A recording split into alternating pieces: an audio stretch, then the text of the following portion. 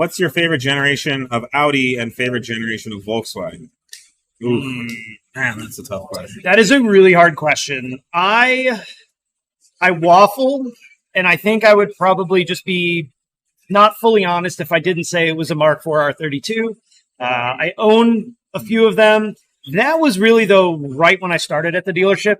Mark IV R32 just launched. Current, yeah. Torag and Phaeton were brand new. Right. So I, as the new guy in the shop, worked on all that stuff that none of the old timers wanted to work on. So 4-valve motor. Yeah, I didn't understand why anyone would pay $28,000 for a Golf, though. $28,000 in 2004 dollars, Sure. which is like what, 60 grand today. So yeah, I would probably put that as my favorite if I had to pick. Yeah. On the Volkswagen side, when I was really into Volkswagen and Audi, the Mark II was kind of the car, right? And so just last week or the other day, on Bring a Trailer, a Mark II GTI, the black one, 16 valves, went for like 56 grand. Absurd. And someone was being like, "That's insane! I can't imagine spending that much money." And I was like, "Well, I can't either. I mean, I wouldn't spend that kind of money, but I get it." Yeah, because there were times when I drove those cars that they were so fun, and they weren't fast, but for the era, they were very quick. But they're just small cars that just feel like you're one with the car. Yep, and in a way that the newer cars just they can't live up to they that. can't. They're big and they're just it makes for a great daily driver because it's quiet and comfortable, but that disconnects you in a way that, as far as an engaging driving car, and then the sounds and just the size of the car.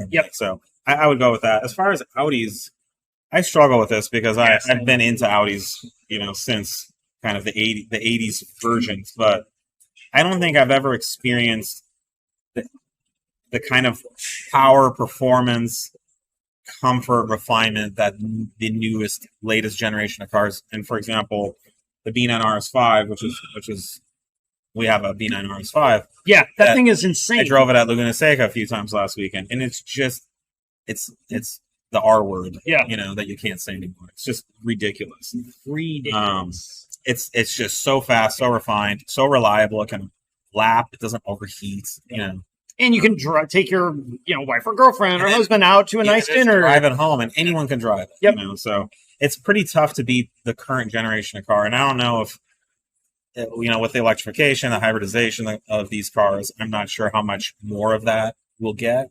So I'd say the current generation, the B9 generation, is,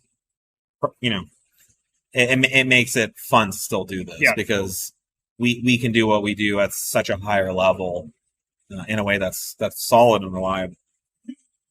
So yeah, but it's I could talk about a lot of different generations.